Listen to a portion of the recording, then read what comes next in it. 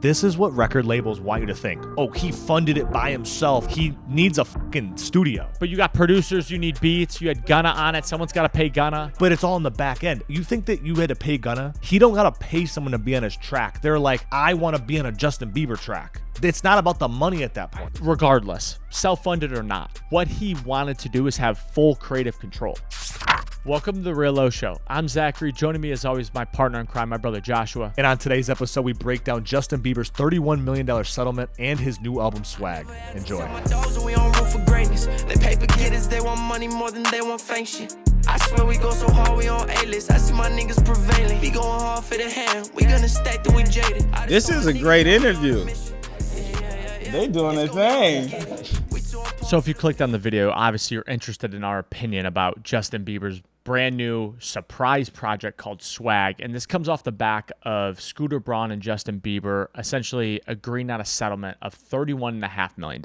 Justin owes Scooter Braun that from $26 million of Braun covering when they canceled the 2002 tour when Justin got sick. And then essentially Justin also owes Scooter Braun $5.5 million for unpaid commission. So they've settled on about $31.5 million. Pretty much off the back of that announcement, drops a brand new project after literally not dropping for 4 years. So I wanted to say that because I was like, it's not really a surprise album when you know the context. But it is, but it actually is, because this is what I think is about to happen. And we're going to get into like what the project was like and our favorite songs and all of that. But I think this is actually most important. So he has a 4-project deal with Def Jam, Hive, whatever, Scooter Braun, all of that. It's 4 projects, wherever that goes. This was his second one. And Def Jam had no idea he was working on a project. This literally got handed in there. They were like, oh shit. Like, he self-funded this project. Someone at Def Jam was like, damn, I didn't get a raise. I didn't even do nothing. Someone in A&R was like, I'm about to get a raise. So I think what all happened with the settlement, obviously him getting sick and kind of getting fucked over, the way he's been put in the public eye by some invisible hand, you could say. The people that attacked Drake are also going after Justin Bieber a little bit. But what I think he's like, fuck this. I'm just going to pay for it myself. I'll lose money or whatever, break even, get out of project. And he's going to fully go, not independent because Drake's not fully independent, but he's fully going to have his own label and management. He's going to go into the Drake and the Weeknd and all these big artists and pop stars like Taylor Swift. Like, he's going to go into that world where he becomes his own boss and you can't tell him to do anything. I think you touched on a lot of different things there. I think we need to go back a little bit with the Scooter thing to start with. This was not a surprise album at all. He did this. He was holding on to this album. I believe he, again, self-funded it, but you can say whatever you want. I mean, Justin probably has a studio in his house. He doesn't need anyone to fund him to record music. You know what I mean? There's a million producers that would beg to work with Justin Bieber for free and be like, I'll just get my shit on the back end because they know it's going to sell a million records, right? So anyone would beg to work with Justin Bieber, one. So the surprise album makes a ton of sense because he owes Scooter now $31.5 million. And I think not only is Justin going to start releasing more music, I think he's going to go on tour again. I think he's going to go on tour because he has to foot this bill. It's not that Justin Bieber's broke. He's probably worth hundreds of millions of dollars. He's in a lot of different businesses. Plus, his wife is also rich. So it's like... she's a billionaire. Exactly. So they don't need the money. My point is, this is all a behind the scenes. We only see what we see. And a lot of the skits on the album actually point to that, where Justin is like, my whole life has been unraveled in front of the public eye. So people look at it and be like, oh my God, is he okay? It's like... Justin is fine. Everyone is so hyper-focused on his stuff. Everyone has issues. Everyone's got problems. He's just in the public eye for it. And shout out to Justin because he just showed why he is one of the greatest to ever do it, because this album, absolutely incredible. I actually like that you touched on the skits. All I could think the whole time, I was like, man, I kind of miss projects having skits. Like Tory Lanez used to do that a lot in his projects, and now obviously whatever happened with him, but like Drake doesn't really do skits. Like, people don't really do skits anymore. It's fun Interludes. to have that, like, Drake does interludes. He doesn't do skits. Yes, but I think Rod Wave had the Drewski one that one time as well. But like, it just doesn't happen as often. Obviously, Drewski's the funny guy and kind of like the hot person on the internet right now, but it's very funny how Justin, who's been under the spotlight and really where I want to take it. And I don't know if I should take it here yet, but that's just where my mind's going. I want to interrupt real quick. 'Cause I want to stay on the skits for just one more second. Okay. There's one thing I want to talk about because the skits really, for me, when I think of iconic skits, I go all the way back to Eminem when he would do his manager skits, and Paul would call him and be like, Eminem, what the fuck is this, bro? You cannot be talking about touching little kids on your single. Like, this is not okay. And it's like him just like bitching him out and be like, change the fucking record, Em. Change the record. And it's like, I thought Drewski kind of held that record down where he's like trying to get Justin to smoke the black and miles. Yeah. He's like, Justin, you're a little black on his album. Like, and it's like, and just like, thank you, which I thought was kind of funny too. Like, that was a compliment as well. I just don't know. It was a really funny thing. I thought Drewski killed it. I thought Justin, it showed another side of him on these where you don't get to see this on social media. Yeah. All you see is like is not even clicking with you, bro, or whatever. I'm standing on business. He's like, you pronounced business. That's why he didn't leave. You guys say business. Yeah. He's like, you're saying business. Like, that's why he wasn't scared. No, it was really good. And I thought, I haven't seen someone do skits like that really well at a high level, except for Eminem. And I think Eminem can do it because he had comedy in his stuff. I think where Drake is like, I don't want to throw away a download. I'm going to give you this little snippet that everyone's like, oh, fuck, I want more of, and then goes on to the next thing. Tomato. I agree. Pretty much what it is. But really, I think it's like how you want to interpret the album. I thought Justin was kind of like being very vulnerable in this album, but he was also fully agree. But I also think he was like showing a side of it, like, look, I'm a human being. Like, I'm funny too. Like, I can do things on the internet and not have to be micromanaged by a bunch of people that have never even seen 1% of the success he's ever seen. And I do want to bring up something that Scooter Braun said about the project, actually, because obviously I don't know the relationship. Was probably fake. I mean, I don't know the relationship actually behind closed doors, but Scooter Braun was Justin Bieber's longtime manager. I imagine they were great friends at one point, but once you become the biggest artist in the world, you're like, I want more money, and there's ways to go about it, but that's nonetheless. So Scooter Braun said, this is without a doubt the most authentically Justin Bieber album to date. It's beautiful, raw, and truly him, and that matters. And I couldn't agree. Actually, when I saw that, I was like, that's all I could think listening to this Justin Bieber project was, one, incredible the way he went about it. Every song gives you a little bit different. The way he just can manipulate a beat. And what I was kind of telling you a little bit ago or a couple days ago, Justin Bieber is actually the Michael Jackson of our generation. Drake likes to say, oh, I'm the Michael Jackson, but that's because of the #1 records and how he sells. Justin Bieber is truly the Michael Jackson from a singing to a rapping to a performance to a dancing to being a childhood superstar. Like, he had a disease named after him. The Bieber fever, like, he's actually the Michael Jackson, and I think people don't give him credit. And I know we live in a day and age where it's like if you're not dropping multiple times a year, you're a little bit irrelevant. And we also get on Kendrick Lamar a lot about not dropping enough music, and Justin can kind of play that game a little bit, but Justin just is... I think Justin did it for different reasons. But he's been in legal battles the last 3.5, 4 years, so I fully get that part. But the way when Justin does drop, it's just magical. And not many people can do that outside of Taylor Swift, Drake, and Justin Bieber. I want to go back to you talking about what Scooter Braun said about the album, because I do agree that is what he maybe thought about the album. But in that same sense, it's a very it's like a politician answer. You know what I mean? If he were to bash Justin, it would look way worse. He got his money. He's going to be fine. You know, maybe Scooter's like, it's not about the money. It's always about the money. But 100%, Scooter wishes he still had Justin. No doubt. I mean, he still kind of does, because the Ethical Holdings is still with the Hive, the company that bought it. Like, Scooter Braun still has some type of ownership with Justin, or has the masters, or has the publishing. Like, Scooter Braun is making money off Justin Bieber's project right now. Not even just the settlement. I'm talking like when he went to publish it, Scooter Braun is definitely making money off that. See, I thought that Hypnosis bought Justin Bieber's former they bought catalog. His catalog. Yeah. Up to 2021. But Hypnosis has nothing to do with Scooter Braun. Or Hive. Or Hive. It's a private equity firm. Yeah. Yes. So So Scooter doesn't own anything in the past, but this next album you're saying is owned by Hive. This is where it gets difficult, and this would actually be good to talk to Rob about and how this goes a little bit. We don't fully know who's getting cuts. Like when he sold to Hypnosis the $200 million, he probably had to give some of that $200 million to Scooter to get him out of the Masters or his shares. Like I don't know how all that worked. And Scooter Braun has been with Justin Bieber since he's been a kid, and I imagine he had an awful deal until he got old enough to be like, wow, you guys are really fucking me over. Well, they had to recoup their money. They invested a lot of money in him. They wanted to recoup the money. And then when they recoup the money, they're like, oh, we have a gold mine. We want to keep that same cut. It's not like, oh, hey, Justin, keep all your money now. What do you need me for? Yeah, and I also want to touch on, like, the sources are saying he pretty much funded this project. And, you know, I, once again, don't know how that fully works. But what I want to say. What do you mean? What? What is there to, like, this is what record labels want you to think. Oh, he funded it by himself. Like, dude, he needs a fucking studio. You need a studio. All those people that were on the album. Yeah, but then you got producers. But you got producers. You need beats. You had Gunna on it. Someone's got to pay Gunna. But it's all on the back end. In Gunna, you think that you had to pay Gunna?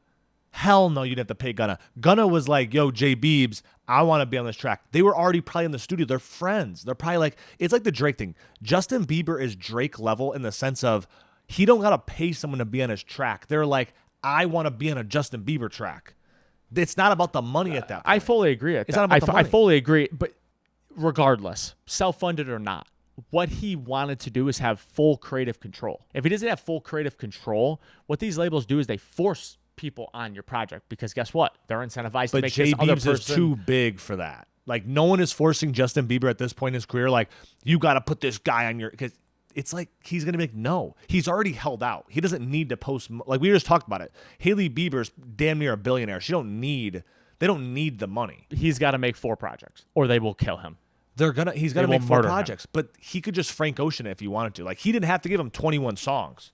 Like, you can tell he's in a good space if he can give that many songs. If he didn't give a fuck, he'd have been like, here's 12 songs, fuck off. Here's 12 songs, fuck off. Here's 12 songs, bye-bye. I'm done. And he could do it all in a year. Justin Bieber could give you 4 albums in a year if he wanted to. If he wanted to get out of it, 1,000%. Now, there's probably some contractual thing where he has to wait 6 months, 7 months to drop another album. Probably. But he can do it as fast as he wants to do it. Do you think he's going to make his own label once he gets out of this? Bro, he probably already has his own subset under, whoever owns his label. What is it? Hive. No, but it's not through Def Jam. Def Jam, yeah, that's what I'm saying. So he probably owns a label that's under the Def Jam umbrella, that's under the Hive umbrella, that also is under the Universal umbrella because you have to use Universal. We're gonna semi-transition here into our top songs off Swag, Justin Bieber's however many projects he's dropped, but first one in 4 years. I will go with my top 3 first because you always spoil it for the audience. So my top 3, I got Way It Is with Gunna. I really like. I like Sweet Spot with Sexy Red. The Sexy Red verse is like, I kind of wish it wasn't in there, but the more I listen to it, I'm like, it's like okay. You know what I thought about that verse was? As she starts, it was like old Sexy Red, and then as her verse progresses, it was like almost like Justin was in the studio with her being like, no, like sing a little bit that, sing a little bit to that. Yeah. And it definitely was. It gets better as it progresses. Like when she comes in, it's like a hard like, oh, what the fuck, Justin? And then it slowly, she starts singing at the end. I'm like, if she would have done the singing at the beginning, it might have been a top, maybe the hottest song on the album. He definitely was like, okay, I have some equity in Gamma. Sexy Red is represented under Gamma. I need to make some money, but like, we got to work on this, Sexy. We got to make it a little bit better. We're going to lose listeners here. We could put a little auto-tune on it, honey. We could just do a little auto-tune. And then Too Long, which is his second to last song, were my favorite. Honestly, top to bottom, the project is like, it's incredible. You honestly forget how talented Justin Bieber is until he drops new music. Because you can listen to his old stuff, you're like, I've heard it fucking 500 times. This just felt like all I could think is like, bro, he is literally Michael Jackson. This is the only thing that made me angry was like, why the fuck have Drake and J Biebs not done more music together? Like that's like the one criminal thing. They're both Canadian. They've never made a song, right? I don't think they ever made a song together, but like how have they not made a project together? That would literally break the world if you had 2 Canadians that just did it better than anyone else. There's got to be something with because they're too big and their labels couldn't get along and they probably couldn't get the publishing. Well, they don't know how to. royalties. They don't know how to split it. That's what I'm saying. You They don't know how to split because it. it's like they ain't going 50-50. But it's like it doesn't matter though. Like Drake or Biebs, they don't even need the money. They should do it for the love of the game. I wish more artists, I wish more creators just did it for the There's love got to of be the something game. deeper there. But it's not Drake and Justin. It's the labels. I agree, but like then do a song, do a 3-pack, give us a 3-pack. They can do whatever the fuck they want. The They can splits, bully they them. can't figure it out. But it doesn't matter. Like Universal, the labels, they want a #1 song. They want that. Like it benefits them. Universal only wants Kendrick Lamar to get #1 songs. No, they just want No, want they people that will don't. listen. So I was. Because Luther's still the #1 song on the Billboard, and I swear to God, I've never heard anybody play the song. It's funny you said that because what you just said, Dan Patrick was on Part of My Take last week, and he basically said they didn't want anyone like the guy who goes, "Yep," like that guy, the Chris Berman, yeah. right? What? That guy. So Chris Berman at ESPN, he's like the biggest guy Yeah. at ESPN. When Dan Patrick was there, they wouldn't let him do like anything. Wouldn't let him like phrase things like what, like things like that, because he was like, we don't want the executives at ESPN were like, we don't want another Chris Berman, and he was like, Dan Patrick was like, why the fuck wouldn't you want more Chris Berman? And it's because of control. They couldn't control Chris Berman. They didn't want a bunch of guys they couldn't control, especially now in an internet age where I'm big enough. You're like, fuck it, I'll leave and do it on my own. Fuck you. So again, back to what you're saying is Universal wants Kendrick because they can control Yes, Kendrick. of They course. can control Dolce. They can control Meg the Stallion. They can control these people. They can't control Drake. They can't control Justin Bieber. They can't control Taylor Swift. Yeah. These are the people that they're like, we're worried about the people that we can't control. The Yeah. ones we can control, we want them to win. Of course. That's why for so long it's so hard to be on top for as long as Drake's been on top, and even Justin Bieber or Taylor Swift, because they don't usually let you get that far along. We kind of got distracted there. I want to give my top 3. So off the rip, just listening, I downloaded my favorite songs off the rip. I'm going to go back through and probably download the whole album, but I just wanted to get the ones that I liked off first. Yukon, by far, hands down, best song off the album. It's not even close. It was very similar to when Drake pitched down his voice a lot on, I forget what song it is. Honestly, never mind. Honestly, never mind. But when he pitches down, everyone was mad at Justin Bieber because he pitched his vocals up. And when they actually pitch it down to neutral, Jesus Christ, dude. Justin Bieber is incredible. He's the Michael And Jackson of our generation. all I could think about was when he performs Yukon live, it is going to break the internet because the way he's going to be able to lean into it live will be absolutely incredible. And when he goes on tour, we might have to go book a J Biebs tour. I wonder if he's scared to go on tour though, because he got sick the last time. I wonder if he's scared. No, he got sick from another thing that we won't talk about on this channel so we don't get deleted. But I think he will go on tour because he owes Scooter $30 million. And if he goes on tour, he will make $100 million. So he can but weigh the $30 difference. million is like nothing to Justin. He can make that just dropping But it music doesn't and matter. never going on If tour. you're a billionaire, you're going to be choked about losing $30 million. It doesn't agree. matter. So it's like he ain't a billionaire. So it's like he wants to get that money back. There's no doubt.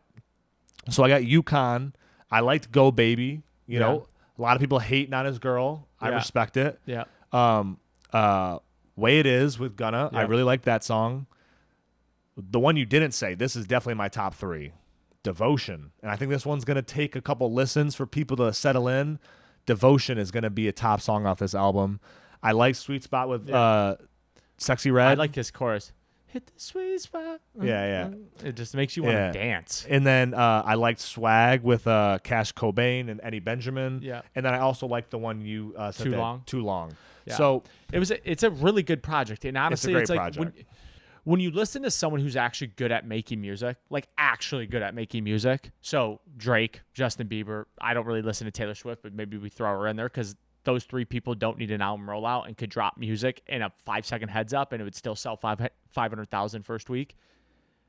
When you listen to someone who's good at making music, it takes multiple listens to actually know what the fuck they're doing and how they went about it. I agree. Because so many things go over your head. I agree. I think this album is going to take a few listens for you to really sink in and be like, holy fuck, these were some good songs. But I want to go back to you because you said Drake, Taylor Swift, and Justin Bieber. Drake just headlined for 3 days the Wireless Festival in London, and he did 3 different sets, 3 different days. I think the only other artist that could do that would be Taylor Swift. But now that I think about it, you could probably do Justin Bieber just because of the 3 different phases he's gone through. You could do his really, really early music. You could do his like mid-teen 20 music, and then you could do his now genre music. Those are the only 3 artists that could do headline 3 days. But like without a doubt. Yeah, I fully agree with that because it's just like how Drake's doing 60 songs over the 3 days or however many songs he's doing. They're all bangers. Like Justin could just go top to bottom on pretty much all his projects, and the crowd will fucking know it and sing along, and it'll be amazing. Well, people were even complaining. They're like, Drake is one of the only artists where he can play 60 songs for people, and people still be like, man, he left off my favorite song. Yeah.